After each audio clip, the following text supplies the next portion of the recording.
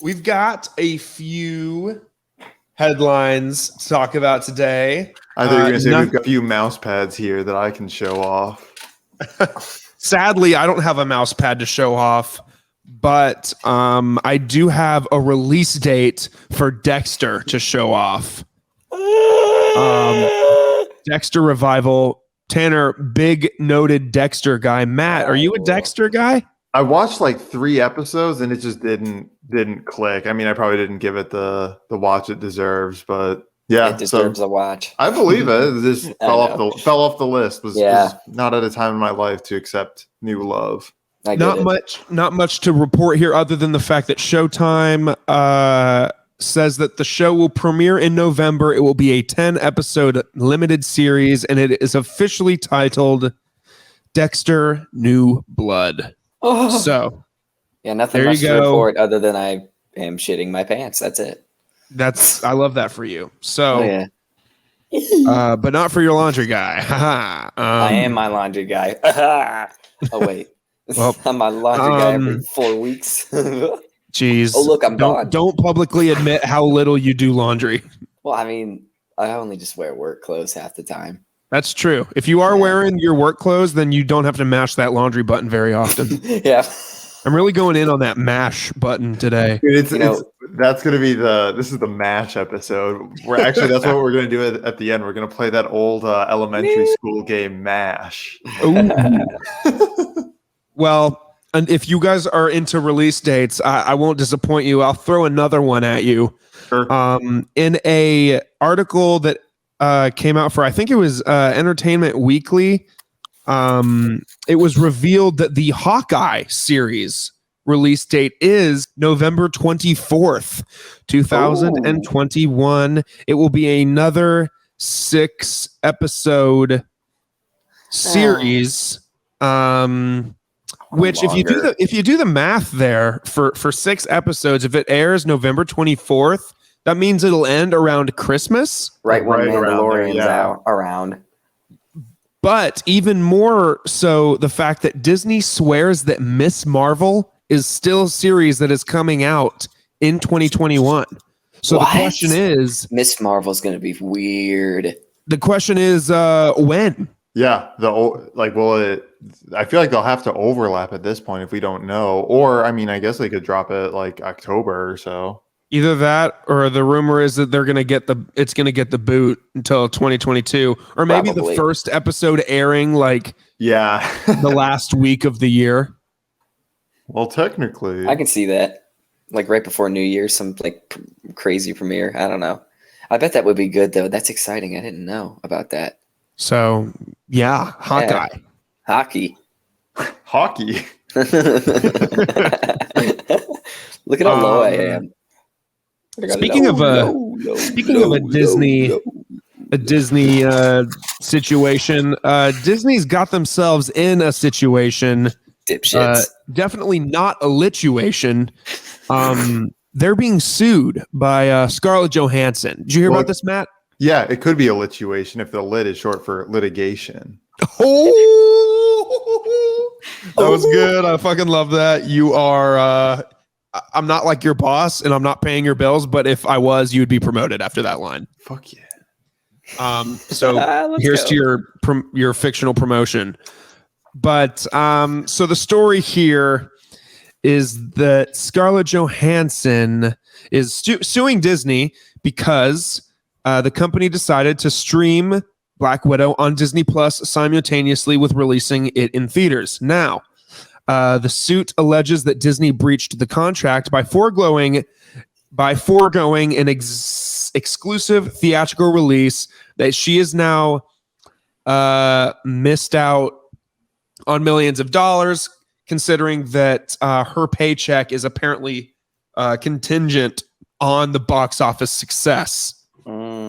So I think the numbers were that Scarlett Johansson earned, or Black Widow, that opening weekend, like she only maybe have gotten like a fourth of that money because a lot of it was on Disney Plus. That's bullshit. That's BS. When you kind of already shunted her off to the side and put this movie out like at the end, like at least pay her what she's owed.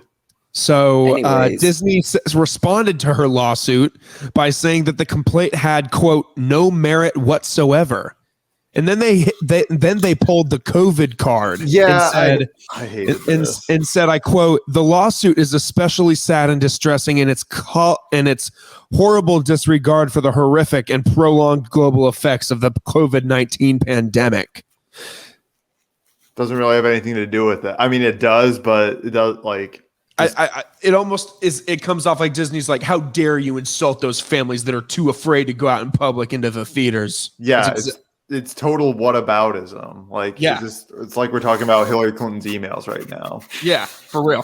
So, the Black Widow streaming release is allegedly projected to cost Johansson $50 million in compensation. Oh, wow. Yeah, so she'll win. People are backing her, and people are backing her. So who knows if this goes down? I saw another follow-up the other day that said Emma Stone is considering following suit because she was promised the same thing for Cruella. Why not? Yeah, I mean if you're in the wrong, if you promise these actresses a theatrical release and said, you know what, screw it, we're gonna get the most bang for our buck. Bullshit.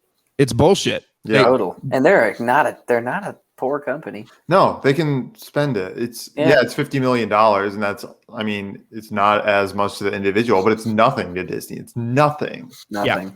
They will make that they make that back in a day from their theme park admissions. Oh yeah. Not even close. And I saw one more update to this show, or to this on Instagram today. I'm going to pull an article up for it real quick. That it was about Florence Pugh and her opinion on the matter. There it is. Florence Pugh is not following Scarlett Johansson in the lawsuit. And I'll tell you why. Let's see here. Yada, yada, yada. Get to the Florence Pugh stuff. Yes, a lot of people asked her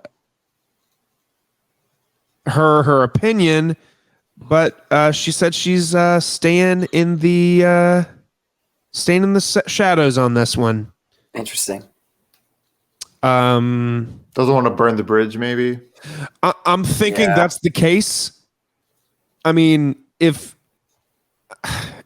Emma Stone chooses to sue Disney, you got to think they're not making Cruella too. Depends. Maybe they still are.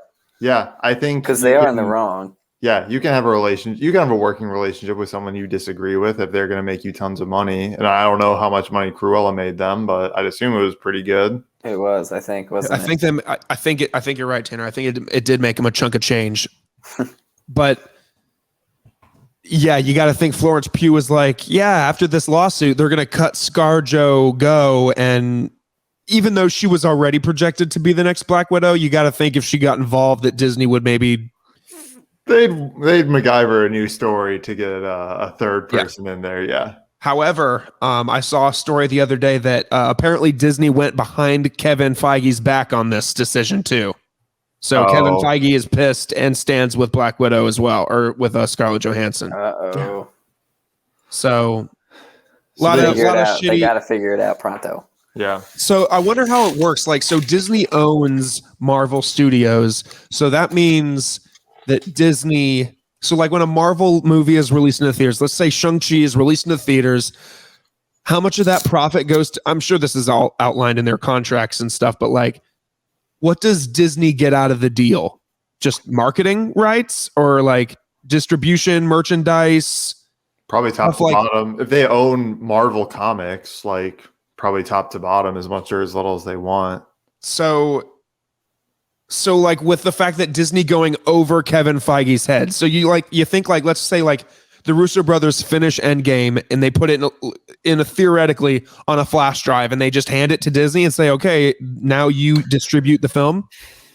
I don't know. I bet they have some kind of, it's maybe not like probably don't get all the way to the end and then get their, 2 cents put in, but sure. I bet there's a Disney brand,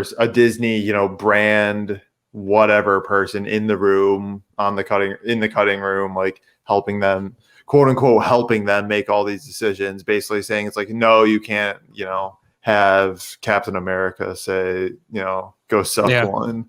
Yeah, sure. Well, that'd be kind of funny.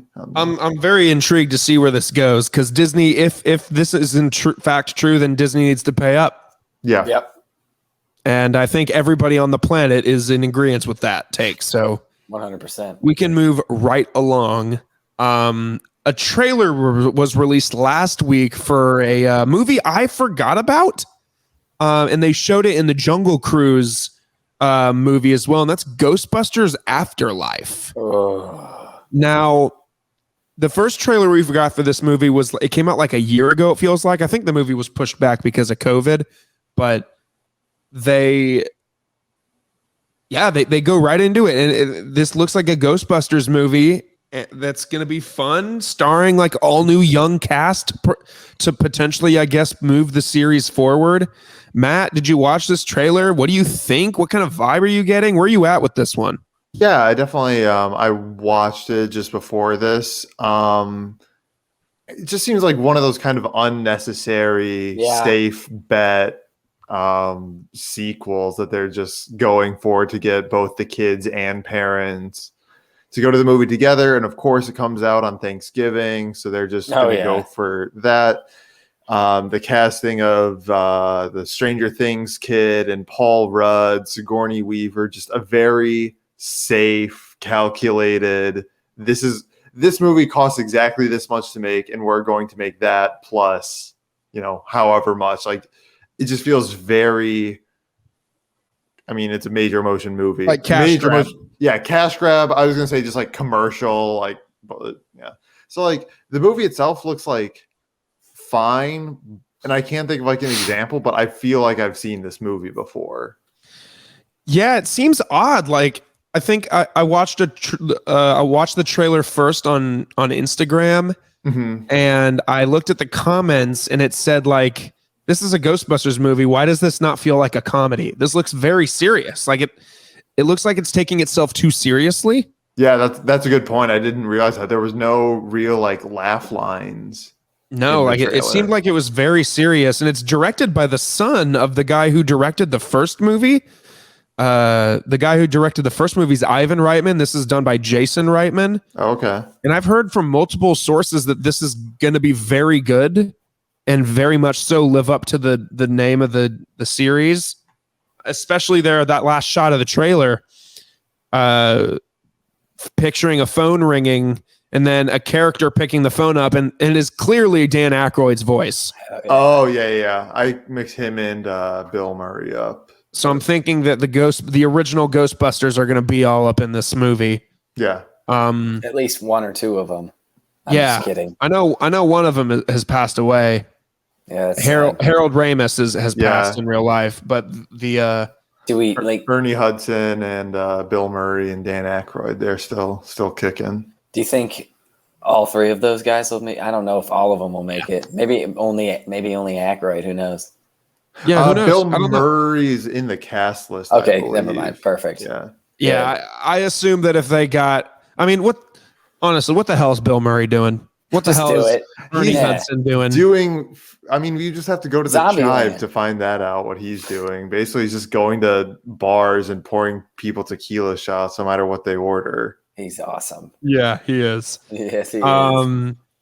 So yeah, where are you at, Tanner? How do you feel? Did you saw this trailer for the first time in the Jungle Cruise movie? Yeah, and it was pretty good. It was. At first I was like, I don't know. It's kind of always scary with these reboots. They could just either destroy them or make them really good. And honestly, it's hard to find one that's really good all the time. So it worries me a little, but I think it'll be fun. Especially if we see Bill Murray. God, that'll be freaking hilarious. Hopefully they're cracking jokes just like the old days. That's all we can hope for. I like the Michelin Men, though, the little ones. Oh, the Stay Puft That was Man. funny. Yeah. Yeah. So just to, tie a bow on it a little bit. So I wasn't familiar with the director's previous work. But he did Juno. And I think that kind of tells it all, how that movie's definitely like a comedy, but it's definitely more like in kind of the comedy is sort of more in the writing than kind of like the big, goofy set piece performances. So maybe that's what we're going to kind of get from him. So just, I just didn't know. So maybe someone else learned something. Maybe. Yeah, well, so I guess we'll have to find out Thanksgiving weekend what goes on for this new Ghostbusters franchise. It just kind of feels weird, like Paul Rudd being in there. It's like, why is he there? Yeah. Is he just the actor that they chose to streamline the movie? Also, it bothered me more than it should that like it clearly shows him running out of a Walmart. Like, it's like, come on. A what? Like, he's like in the trailer when the Stay Puft guy's like hopping all around. He's in a Walmart and he like runs out of it, and it's clearly like displayed like in the background that this is Walmart. I just hate like that's very commercial. Yeah, unnecessary product placement. It honestly looks, and we could be completely wrong. Like it could be really good, but it looks like a long Super Bowl commercial. Yeah, especially with like the little Stay Puft Marshmallow Men. Like, why is that happening? Stranger Things kid. Like, it looks like a long Super Bowl commercial. Yep. So, I guess we'll see Thanksgiving weekend. Hopefully, it lives up to the expectation of not being sucky. Hopefully. But another trailer. This kind of came out last minute. This came out today, and that's the second trailer for Venom: Let There Be Carnage. We got a lot more. This trailer essentially didn't do much more except just show us more carnage.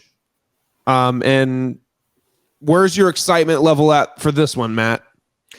Kind of mid. I wasn't crazy about the first Venom movie. I think I only caught it like on TV, so not like quite in its like full effect. And I thought it was fine. And this doesn't really move the needle. I don't really like the character of Carnage. He just screams very like extreme 90s to me. So just kind of not great. The performances seem really good. And then the guy who plays Carnage seems like he's absolutely Woody. So sorry to be a bit of a wet blanket. Maybe Tanner's a bit hotter on it than I am. Tanner, where are you at? I'm definitely excited. Anything related to Spider-Man, I love it. So I'm pumped. But hopefully we get to see like a little Spider-Man cameo, like some multiverse bullshit. Who knows? Yeah. Or maybe he's already in the universe and I don't know. And we don't know. I mean, it's Sony's universe, so Tom Holland does exist in it. Oh, did you see in the what was it? It showed a Spider-Man picture in the background, and it wasn't the Spider-Man that we know right now. It was Tobey Maguire's. Yeah. Oh, wow. I just came up with a crazy theory. Which is? Tobey Maguire's going to appear in there. That's his universe. Maybe that's his universe that he travels to, because his universe already had the stupid Venom. That's true. And it was the stupid Venom. Literally anything could happen at this point. There's any infinite. Oh my God. I've got a very interesting question for both of you. I want to hear your thoughts on this. Sure. At the end of the trailer, it does not give a release date. Instead, it just says this fall.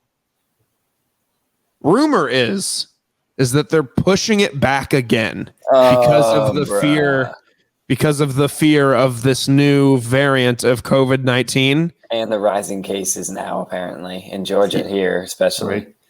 So rumor is that they are pushing it back again, and that is also the reason we have not gotten a trailer for Spider-Man yet in case they have to push it back. They're going to push it back. No. That was kind of like when I first hopped on the following the Spider-Man pushbacks. That was one of our first reoccurring topics. So it's good. It's kind of nostalgic to get back to that, but also very, very sad. Yes, it's very sad. Let's be clear. We don't want this to happen. Yes. Frustrating. So God, I can't handle it. I need to know.